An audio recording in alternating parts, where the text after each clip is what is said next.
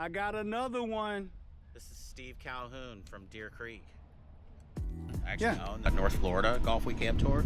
We just took it over. We're excited to bring courses like Deer Creek, Palencia, and we're going to Jekyll Island twice this year. Some really nice golf courses here. We're actually excited to have some more events here in Jacksonville and get everybody out here. And we play flighted games, so if you have a handicap, you can join a flight. You might win your flight. I went out and got myself fitted. Okay. I don't think you should buy a $500 putter without getting fitted, right? So I went out and got a lab. What color is that? That is a bright fuchsia pink with custom lines on it because I like rails to putt with. Okay. So to kind of match the triple rail for the Callaway, I like that. This putter is very, very upright because I like to be up and over the ball.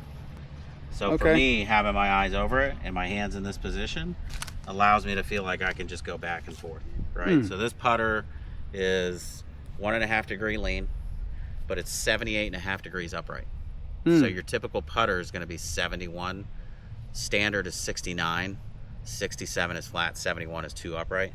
So this putter is extremely upright, and people look at it, but I like being over top of the ball, so I went and had myself fitted for this. I went just to PJ Superstore and had them fit me. I just went up on the putting green and I just said, this is where I like to be. Put the putter in my hands. And so from that point, he angled it out and was like, wow, that's really upright. How do you like it? And I was making, I probably made 20 putts in a row with it. I think we'll take that model. I carry a 60, 56, and a 50. All right. They're kind of medium bounce, tour grind. All right. They're all forged face with the rust. Now, we're playing in Florida. Yeah. What do you think about bounce? So if I go to South Florida, I play a low bounce because the ground is usually firm. It's in great shape. When I moved to North Florida, I went with a mid bounce because I thought the turf conditions were worse. And so the club wouldn't react off of the ground if I had a low bounce. It would just get kind of stuck in it. So I went with a mid bounce. Mid bounce. Right. Okay. There's some courses where I do carry like a 12 degree 60. This is a 10, right? The sand wedge is a 12. This is a 9. All my clubs are 2 degrees flat and 2 degrees strong, except for my 60, I keep it 1. My 56, I keep it 1. And my 50, I keep it 1 degree strong. I keep them at 2 degrees flat. So 64 would be standard. I keep them at 62. And I actually have the luxury of having a loft and line machine in my garage. That's not your average bear. The other thing is I have Tour X100, the 120 gram version, in the 55 and the 50 because I swing those the hardest. And I kept the Tour issue wedge 115 or 115, all right, which is more like an S300, all right, because I don't swing my 60 to hit it far. I swing my 60 to hit it close. That's right. So I wanted a little bit more feel out of it. I want you guys to notice that he actually went to the money makers from the putter to the wedge. That's where you need to dig in. That's where you need to spend the most of your time. These are 2024 P7MC TaylorMades, right? They're all weighed out at D4, all right? So I have a fulcrum machine at home. I weighed all the heads. I glued all these myself, all right? And I built these shafts for them, all right?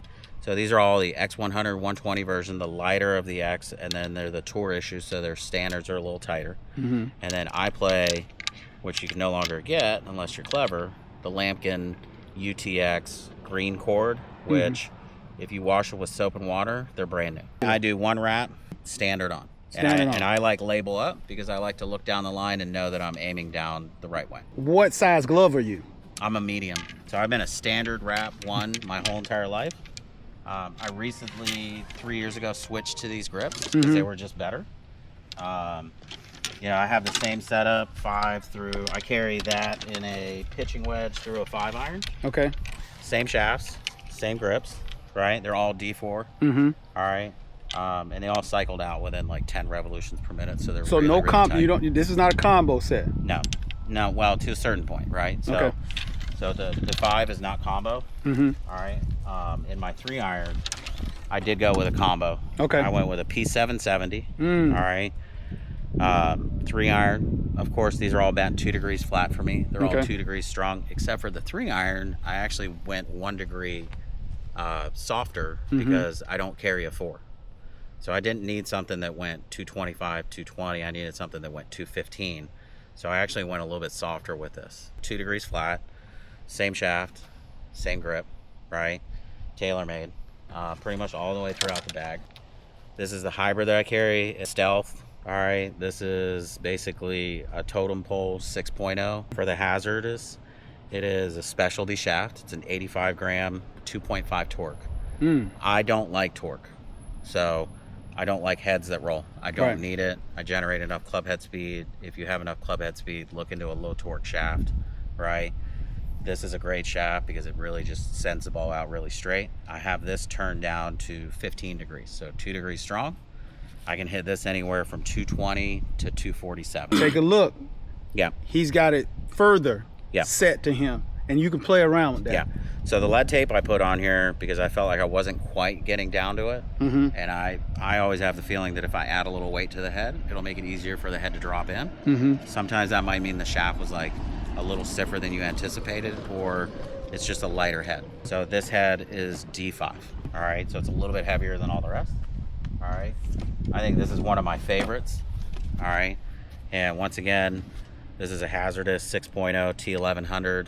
All right. Super low torque. This is a 2.4. So this head doesn't want to roll or pitch. All right. This is a beast of a shaft. All right. Probably a 105 to 108 swing speed. And it's my mini.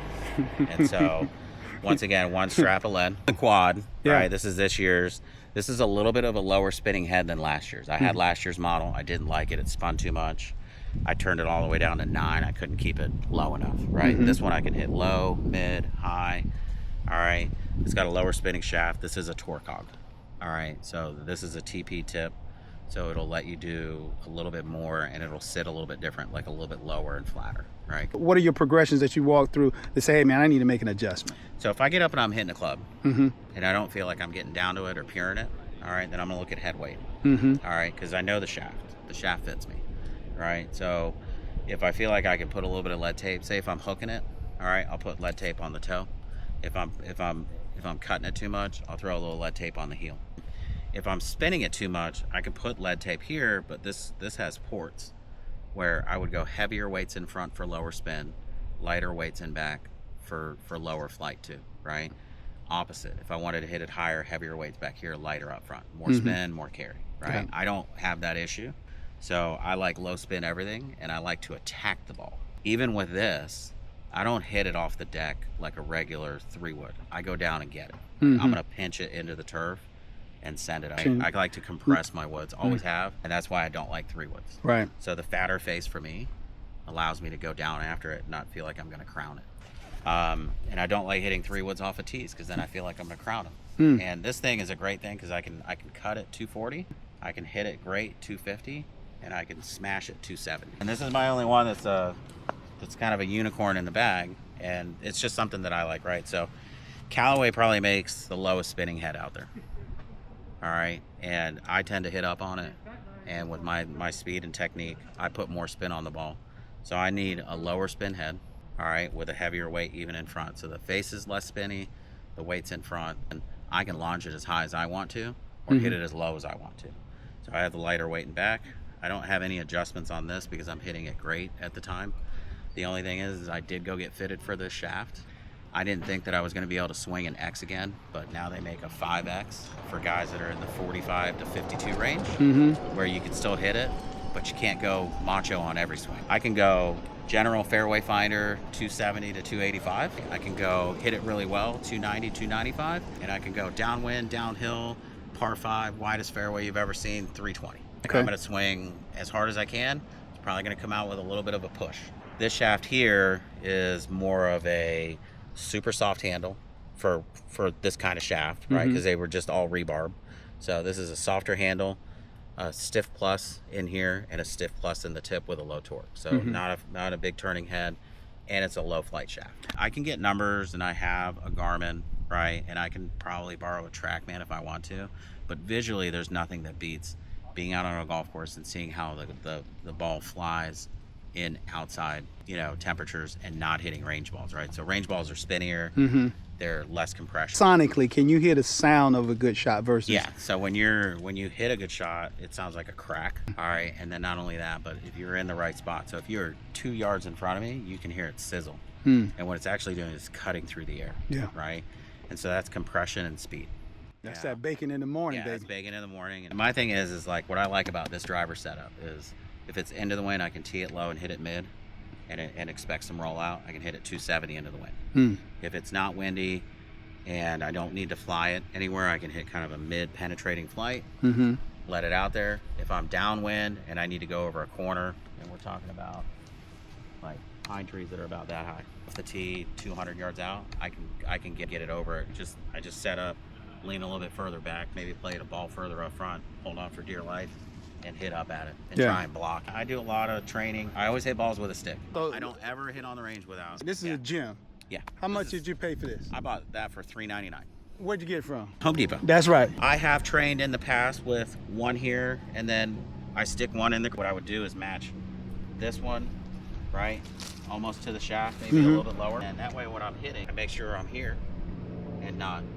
There, turn it inside. And then when I get it to the top, I want to make sure I'm there. And I'm close to it, but I'm not.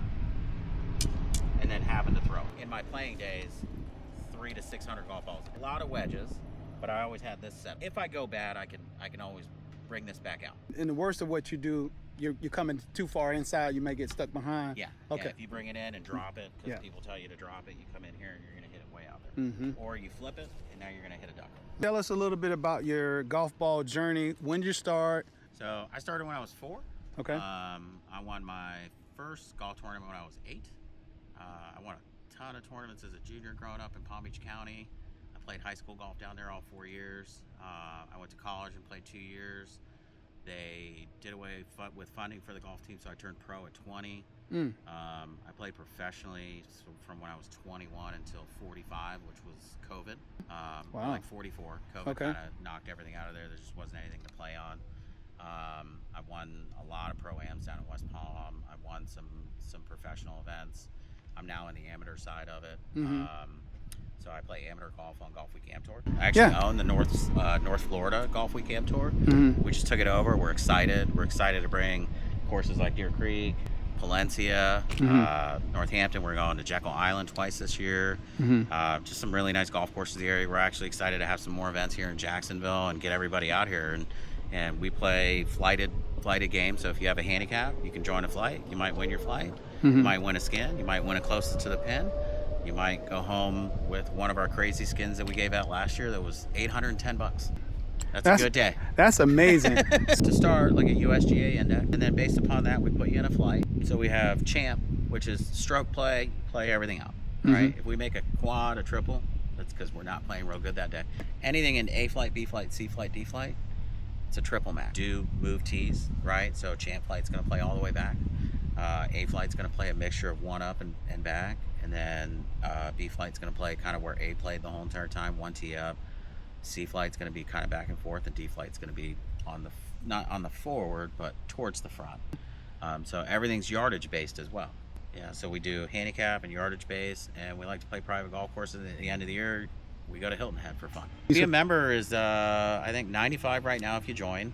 Up until I think Christmas or December or something like that, and then we go up $10 to $105, and then $115 towards the end of it.